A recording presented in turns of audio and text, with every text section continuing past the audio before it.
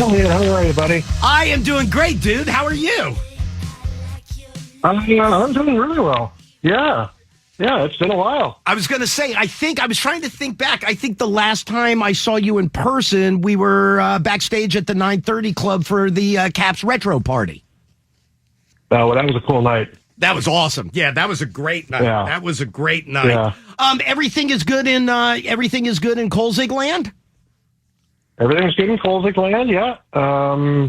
Everything's good in the organization with Washington and Hershey and South Carolina and a bunch of our prospects that are, playing amateur hockey. Things are looking really good for the organization. Hey, can I ask you this? So let's jump into some hockey stuff, and then I'll get back to Kolzig stuff. But some hockey stuff, yes, everything is great in the organization. The team is playing unbelievably well. We have two goalies that are playing great. Let me ask you this though, Olie. When you look at Logan Thompson and you look at Charlie Lindgren, right? And they're splitting essentially every game, going back and forth. When you were playing, weren't you going like 60, 70 games a year? Yeah, but it's a different time. When I was doing that, there wasn't quite as much parity in the league. There was a ton of expansion teams that came in, and so there were times you knew that even though you didn't maybe play your best, that you'd still beat the team that you're playing against. You can't do that nowadays. The goalie's got to be on every game because anybody can beat anybody. And so I think it's great that you've got two guys that can play this way. They're fresh every night. You'll have a lot more depth going in the playoffs. It's not like it used to be where, 72, 73 games. Yeah, which I enjoyed. I rather wanted to be on the ice than on the bench. But that was kind of what I was going to ask you is looking back, you'd go all 84 if you could. It'd be the greatest night or greatest season for you. If you were to ask Logan and Charlie, but they both tell you, not that there's any animosity towards each other, but that both of them would go, no, I'd much rather start every single game and just go every single night. 100%, because that's the competitiveness in the athlete, and it's. I've always had great relationships with my partners because I always looked at it like, listen, there's only two of us on a team that understand what we go through on a nightly basis, and so I was always supportive, and at the end of the day, it's a coach's decision on who plays. I just wanted to make it hard on the coach to decide by working hard in practice, and if my partner ends up getting the start, I'd be supportive for him, and that's how I think these two feel. But given the chance, they'd love to be in the net every night because that is the competitors in them. Hey, and Spencer Carberry's received a ton of credit, and rightfully so, for how well the team is playing this year. I mean, hell, it's in the top of the NHL. It's freaking awesome, Olie. Does Scotty Murray get enough credit for what he's done with these two? He does in our organization. Scotty Murray is very, very highly thought of. And, not only from how he handles goalies with a technical side, but how he deals with them on the mental side, how he relates to them, and how he basically, he can calm things down when it looks like it's going to get controversial. And he's such a laid-back guy. I don't know if you spend any time with Scotty, but I think he's right up your alley. I think you two could hang out at the 930 Club, smoke some darts, and there we go. I like Scotty a lot. I do like Scotty a lot. But in our organization, he's valuable. Hey, as a goalie coach though, Olie, listen, Scotty's a great guy, right? But I think even Scotty would tell you from a skill standpoint, he's probably not as good as Logan Thompson, Charlie Lindgren, Olie Kolzig, and other goalies that have come through. And you do this now when in working with whether it's here, it's in Hershey or in South Carolina. Is being a goalie coach hard? You know what? Coaching, just because you were a good player doesn't necessarily translate to being a good coach. I mean, you've seen that with, look at a guy like Wayne Gretzky and everything he's accomplished in the world. I mean, his record as a coach wasn't great. Right. And you look at some of the great teachers in golf, I mean, they never really had a golf career, but they could dissect and teach a golf swing. So it's all how you present to the athlete and get them to buy in what you're selling. And yeah, as a player, we have experiences, and from a mental standpoint, I could probably help out maybe a little bit better than some guys. But you know, it'd be hard pressed to find a guy from a technical standpoint that can get his message across like Scotty Murray. Hey, Olie, let me ask you this. So when I was getting some stuff together, I was thinking back to earlier this season, and both goalies, and this meant with zero disrespect towards either one of them, but they both had a pretty high profile blunder this year. I mean, obviously Lindgren was the own goal, and Logan's was the turnover right in front of the net. What was your biggest in-game blunder when you were playing? Oh, let's see. I remember there was a home game where I came out to play the puck. I sprinted out, tried to fake out. I think it might have been against Buffalo. And I threw the puck right on his tape, and we basically had an empty net. But it was kind of it was a blunder, and it was embarrassing, but it wasn't a game that, you know, decided the playoffs for us, or, you know, do or die game. I think it was when we were rebuilding and, you know, we were struggling, and it was more just a bruise to the ego. But did you smash a stick or anything, or were you just like, no, well, that was dumb? Well, I think at that point I was a little older, a little more mature, and we'd gone through a lot that year. So I think I put my trainer's stick budget out of whack. So I just kind of sunk my head and slithered back to the net. Hey, Olie, not being in a goalie fight, but as a goalie when a fight would break out on the ice or in the locker room knowing that one was coming. I'm trying to remember if you and I have ever talked about this. Were you a fan of seeing a fight break out? Yeah. I mean, because I think if I was a positional player, like a defenseman or a forward, I think I would have had that in me just because of my temper and I had such a short fuse. And there are guys that you play against that, you know, you wish you could just absolutely grab and throttle them, but, you know, because of, you know, the position you play, you're kind of hurting your team by getting kicked out. So, no, I enjoyed it, especially guys that, you know, you look like a Sean Avery. Anytime that one of our guys could grab him and give him a throttling, I thoroughly enjoyed it. Because I was going to say, I was watching something, and Henrik Lundqvist, who always carried himself very, very professionally. I've never seen anybody enjoy watching or knowing a fight was coming like Lundqvist. And I saw an interview with him, and he was like, yeah, biggest fans of a fight breaking out is an NHL goalie.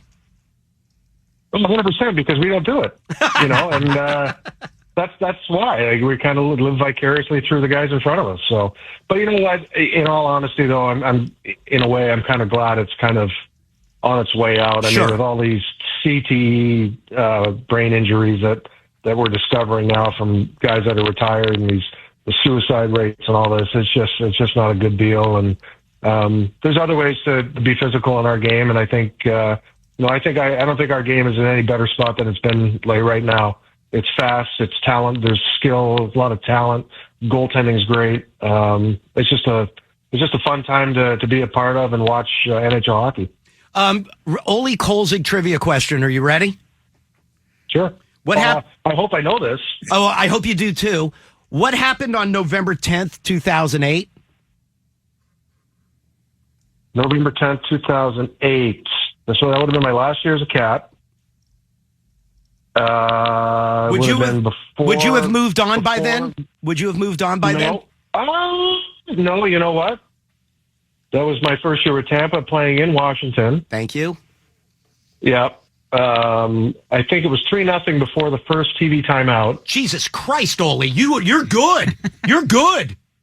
Yeah, I was kind of fading at that point, but our team in Tampa was not good, and the Caps were really good. So, but anyway, it was 3-0 before the first TV timeout, and I guess they had a tribute video planned for the first TV timeout. I didn't even look up at it. I was so pissed off. And I honestly still haven't seen it to this day. And I feel bad because it was an emotional night. And, I was given an option to it was up to me if I wanted to play or not. And I said, of course I want to play. Sure. And, but I tell you what, it was the most surreal thing. It was the weirdest thing, getting dressed in the other dressing room and then starting the game out at the other end. And I almost had something to hang my hat on, but then he scored late in the third period. There you go. Was able to get a goal on me, and it wasn't one of his highlight goals. Yeah,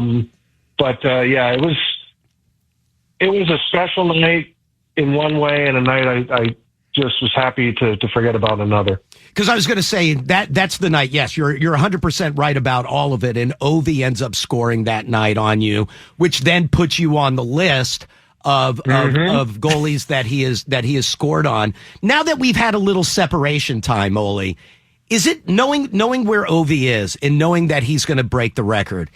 Is there something cool about being on that list when you combine it with you're also great friends with the guy?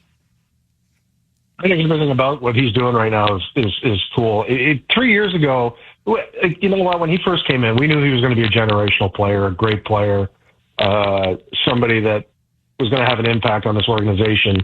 Now, to the extent the impact he's had to the whole DMV area and the NHL, maybe not. But what he's doing now, I thought that goal record by Wayne Gretzky was unbreakable with the way the game's played now, how good the goaltending is, and then all of a sudden the conversation came up 3 years ago that he's so many goals within reach. And then you're doing the math and you're like, oh my God, if he continues his pace, he's going to get it. And then he had such a great start to the season this year, got hurt, and then you thought, oh boy, no, got derailed. But he came back and he scored again last night. And I've got to try to find the calendar to kind of pick when he's going to do it so I can be in attendance. But it's great. Yeah, he scored on me. But the best part was that, I was here for his first 3 years. I felt like I was a big brother to him. And we've had a great relationship since. And, I'm just so happy for him. I think it's phenomenal. I'll say this. I've seen the two of you together. I don't know if there's anybody who busts his balls more than Olie Kolzig. Yeah. Well, you know what? I did that early to keep him grounded. But as his English got better, his ball busting skills were pretty good. I remember he signed a jersey for me, and he said, "Olie, I know you're not happy when I score, and you try not to break stick. Love Ovi." So, Olie, let me ask you this. So tomorrow night is one of the era nights, right? And they've done a really good job. It's the anniversary of the team. You know all of this. I'm not telling you anything you don't know. So it'll be Peter Bondra, Sylvain Cote, Callie Johansson, Joey Juneau, you and Mark Tenorti. Will that be awesome for you to go out there and they'll do like the puck drop and you and Bondra have like the duo bobblehead together? Like, and I just think back to you saying, like, you were playing for Tampa and you came back and they had the tribute video and you kind of were like, I didn't even watch it and maybe things weren't going well. Well, tomorrow night, like, is doing stuff like that. Do you enjoy doing that and kind of feeling what you meant to the team for all the years that you were here? I do. When we came back in October for opening night and they had that whole big production for the 50th, it was just something that you're not used to being a part of. But what the Capitals did that week was just over the top, special. Every alum left that week feeling like a special group of guys. And now to come in and be here specifically for our .com era, the team that went to the Stanley Cup Finals in '98. I haven't seen Joey Juneau since we played. I haven't seen Mark Tenorti in 15 years. It's always great seeing Callie and Bonsai and Coco, and it'll be going to obviously be a fun night.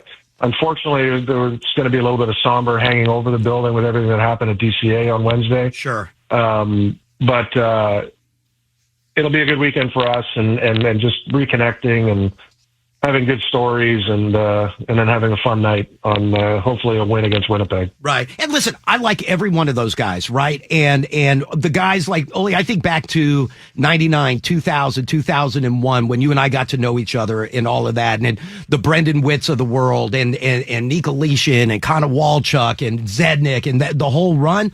But if you go back to that era of the Caps, you were the big by leaps and bounds the biggest star on the team.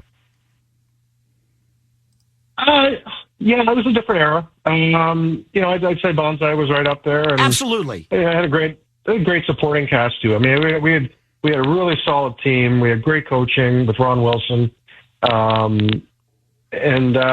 think we underachieved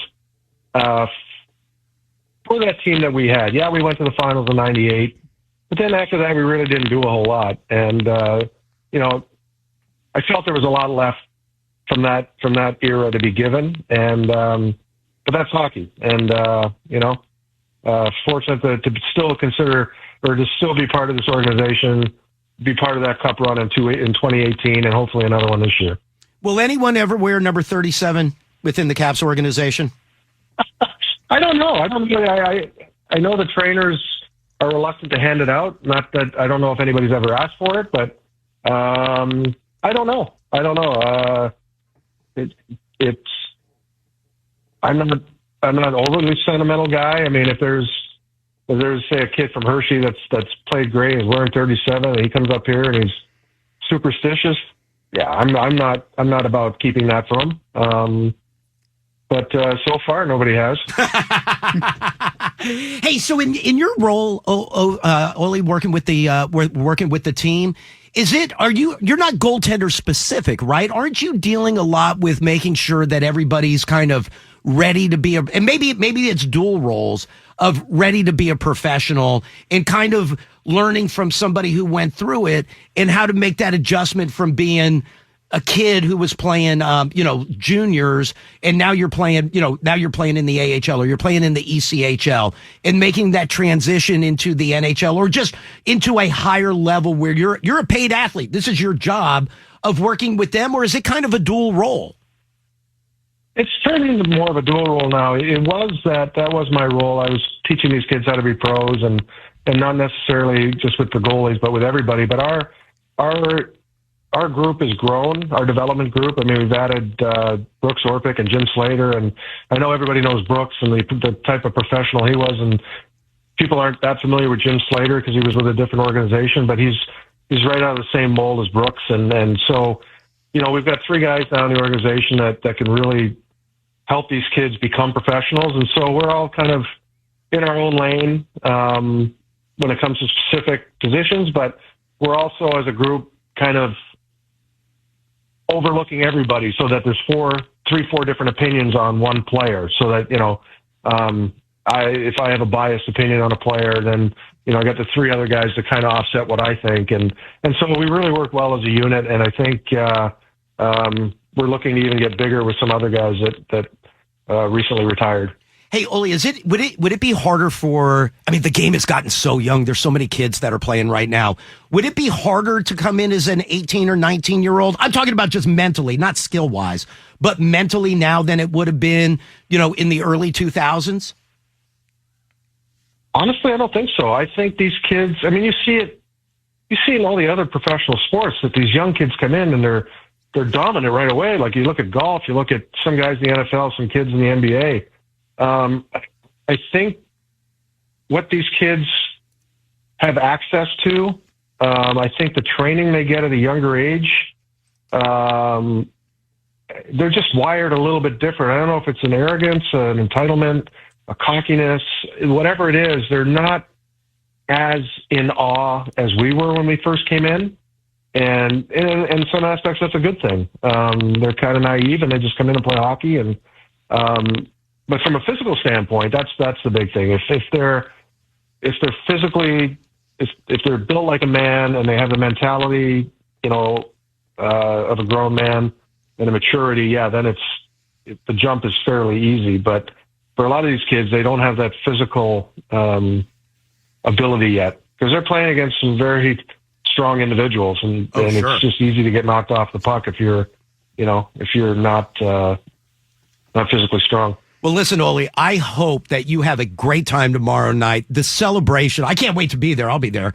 The celebration is going to be nuts. It's the .com Caps 50th anniversary night. Olie will be there. Peter Bondra will be there. Sylvan Cote, Callie Johansson, Joey Juneau, Mark Tenorti. You get the Olie and Bondra bobblehead. I know you guys will be doing a Q&A. Olie, I hope you enjoy it as much as people will enjoy seeing you. Well, I definitely will. Thanks, pal.